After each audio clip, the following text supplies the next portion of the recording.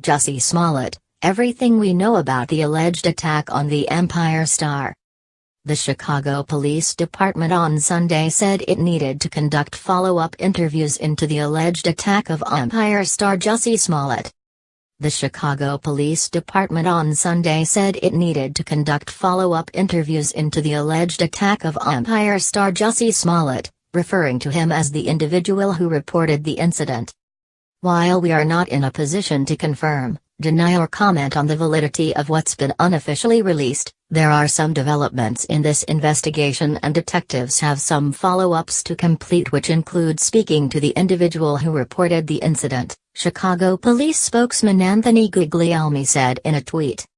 Here is what else we know. Initial report. On January 29, Smollett filed a report with the Chicago Police Department stating that two masked men hurled racist and homophobic slurs before beating him. The actor, who is black and gay, also said his attackers poured what he believed was bleach over him and put a noose around his neck. Many celebrities, including Empire cast members and gay rights advocates, showed their support for Smollett on social media. Possible hate crime. From the onset, the police department said it was investigating the alleged attack as a possible hate crime. Persons of interest. Chicago police said on January 30 that a thorough review of security video in the alleged assault and battery on Smollett revealed potential persons of interest that investigators would like to question. Officials released pictures from a surveillance camera located near where Smollett says he was attacked. Before that break, the case seemed to stall as detectives reviewed hundreds of hours of security and other types of video and came up with no leads. Declined to share phone records. On January 31, Chicago police said Smollett declined to share telephone records that could show he was speaking with his manager just as the alleged assault happened, which he had claimed.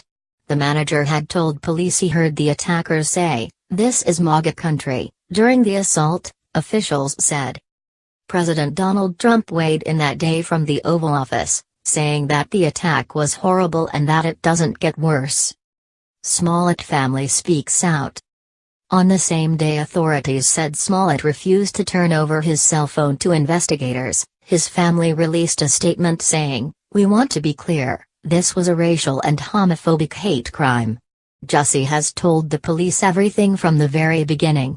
His story has never changed, and we are hopeful they will find these men and bring them to justice." Treating him like a victim. Chicago Police Superintendent Eddie T. Johnson told NBC Chicago on February 1 that detectives would not demand Smollett hand over his cell phone or phone records. Johnson said the allegations as described to police are horrendous, horrible, and quite frankly cowardly. "He is a victim, and we treat him like a victim. He's been very cooperative," Johnson said. "We are making gains in the investigation and hopefully will bring it to a successful resolution soon." 100% factual.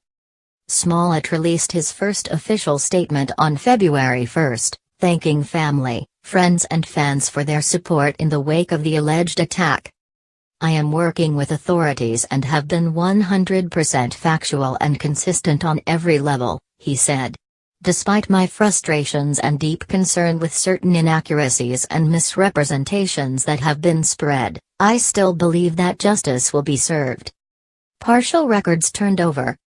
Smollett gave detectives partial records of his cell phone usage on February 11, which marked 13 days since the alleged assault. The actor gave investigators a PDF file containing a redacted list of his calls, a police spokesman told NBC News. Anger at those who doubted his story. In his first interview about the incident, the actor told ABC's Good Morning America that he was angry about the alleged attack and at those who doubted his story. Social media users began to cast doubt over his claims after police said they were not able to find video of the alleged attack. Smollett said he didn't want to hand over his phone because he has private pictures and videos and numbers, and he was already wary because of the way some reacted to his account of the attack. He also said that he believed if he had claimed his attacker was a minority, no one would have doubted him. It feels like if I had said it was a Muslim or a Mexican or someone black, I feel like the doubters would have supported me a lot much more, and that says a lot about the place we are in our country right now, Smollett told ABC News. Persons of interest identified. On Thursday morning, hours after the airing of Smollett's ABC News interview, Chicago police announced that through meticulous investigation they had identified 2 persons of interest.